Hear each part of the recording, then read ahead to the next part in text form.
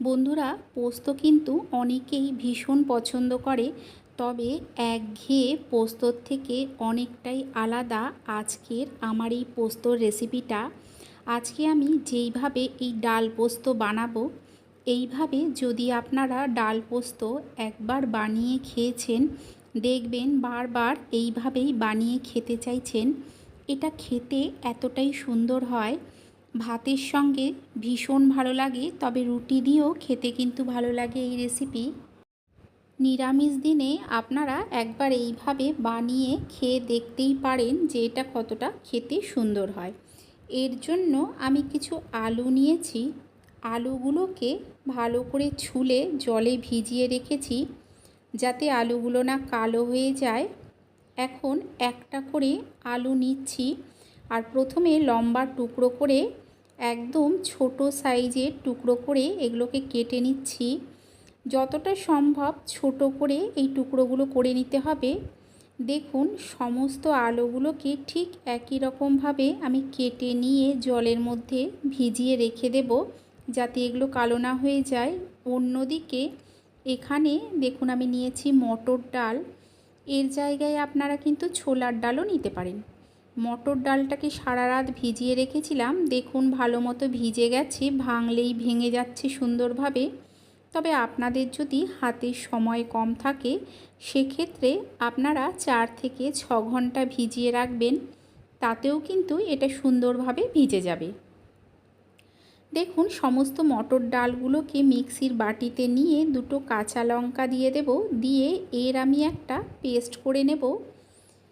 দেখুন, এখানে আমি পেস্টটা করে রেখেছি। এর মধ্যে দিয়ে দিচ্ছি দেখুন স্বাদ অনুযায়ী লবণ আর হলুদ। এই লবণটা আর হলুদটাকে দিয়ে ডালটাকে খুব ভালো করে মিশিয়ে নিতে হবে। এটা হাতের সাহায্যে খুব ভালোভাবে ফেটিয়ে নেওয়ার চেষ্টা করবেন। যত ভালো করে এটা ফেটানো হবে, ততই কিন্তু এই রেসিপিতে খেতে ভালো লাগবে। দেখুন, আমি হাতের সাহায্যে আরও কিছুক্ষণ এটাকে মিশিয়ে নেব। মিশিয়ে নিয়ে আমি এই ডালটাকে সাইডে রেখে দেব। এই ডালটা সাইডে থাক, ততক্ষণ অন্যদিকে একটা কড়াইয়ের মধ্যে আমি কিছুটা সাদা তেল গরম বসিয়ে দিয়েছিলাম। তেলটা যখন গরম হয়ে যাবে, তখন একে একে ডালের ব্যাটার থেকে নিয়ে বড়াগুলোকে দিয়ে দেব। আপনারা ছোট বড় যে কোনো সাইজের বড়াগুলোকে ভেজে নিতে পারেন। একদম লো টু মিডিয়ামে করে গ্যাসের ফ্লেমটাকে এগুলোকে ভেজে নিতে হবে। একেবারেই কিন্তু গ্যাসের ফ্লেমটাকে হাইতে করে বড়াগুলো ভাজবো না। তাতে কি হবে, বড়াটা ওপর থেকে লাল হয়ে যাবে অথবা পুড়ে যাবে, আর ভেতর থেকে কিন্তু কাঁচাই থেকে যাবে। যতটা সম্ভব লো টু মিডিয়ামে করে এই বড়াগুলোকে ভেজে নেওয়ার চেষ্টা করবেন। যতক্ষণ না বড়াগুলো লাল হয়ে চলে আসছে, ততক্ষণ এই বড়াগুলোকে ভেজে নিতে হবে। দেখুন, বড়াগুলো প্রায় ভাজা হয়ে চলে এসছে, আর অল্প কিছুক্ষণ এই বড়াগুলোকে ভেজে নেব। সমস্ত বড়াগুলো ভেজে তুলে নিয়ে বাদ বাকি যে ব্যাটারটা আছে, সেই বড়াগুলো একই রকমভাবে ভেজে নেব।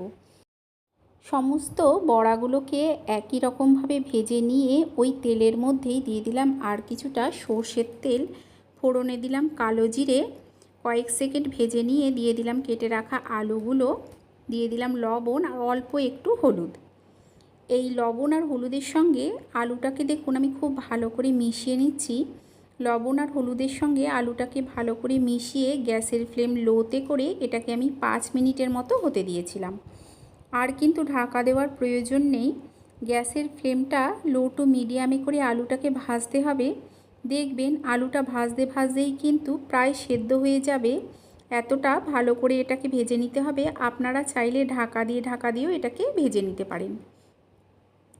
দেখুন, ছড়িয়ে ছড়িয়ে আমি আলুগুলোকে ভেজে নিচ্ছি। এই আলুগুলো ভাজতে ভাজতে দেখবেন অনেকটাই লাল হয়ে চলে এসছে আর পুরোপুরি সেদ্ধ হয়ে গেছে। দেখুন, আমি দেখিয়ে দিচ্ছি, আলুগুলো কিন্তু ভাজতে ভাজতেই সেদ্ধ হয়ে গেছে। এখন এই সময় এর মধ্যে দিয়ে দিতে হবে পোস্ত। এখানে আমি 4 চামচ পোস্ত 4টে কাঁচা লঙ্কা দিয়ে বেটে নিয়েছিলাম, সেটা দিলাম। মিক্সির বাটিটা ধুয়ে অল্প একটু জল দিয়ে দিচ্ছি, দিয়ে সমস্ত কিছুকে ভালো করে মিশিয়ে নেব। মিশিয়ে পোস্তর সঙ্গে এই আলুটাকে অল্প কিছুক্ষণ হতে দিতে হবে। গ্যাসের ফ্লেমটাকে মিডিয়ামে করে কিছুক্ষণ আলুটা আর পোস্তটা মিশিয়ে নিয়ে এতে দিয়ে দেব অল্প একটু লঙ্কার গুঁড়োটাকে দিয়ে আলু আর পোস্তর সঙ্গে ভালো করে মিশিয়ে নিচ্ছি। মিশিয়ে নিয়ে এর মধ্যে দিয়ে দিতে হবে যেই ডালের বড়াগুলোকে আমি ভেজে রেখেছিলাম সেগুলো। এই ডালের বড়াগুলো পোস্ত আর আলু খুব ভালো করে মিশিয়ে কিছুক্ষণ কষিয়ে নিয়ে জল দিতে হবে। আপনারা যদি এই রেসিপিটা এতদূর দেখে থাকেন তাহলে অবশ্যই একটা লাইক করে দেবেন, শেয়ার করে দেবেন, কমেন্ট করে জানাবেন যে কেমন লাগলো। আর চ্যানেলটাকে অবশ্যই সাবস্ক্রাইব করে দিয়ে পাশে থাকা বেল আইকনটা প্রেস করে দেবেন।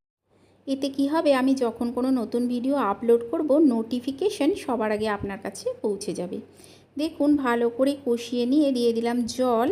এখন এর মধ্যে দিয়ে দেব স্বাদ অনুযায়ী লবণটা দিয়ে নিয়ে ঢাকা দিয়ে কিছুক্ষণ হতে দিতে হবে, যাতে বড়ার মধ্যে সম্পূর্ণ পোস্তের এই ঝোলটা ঢুকে যায়।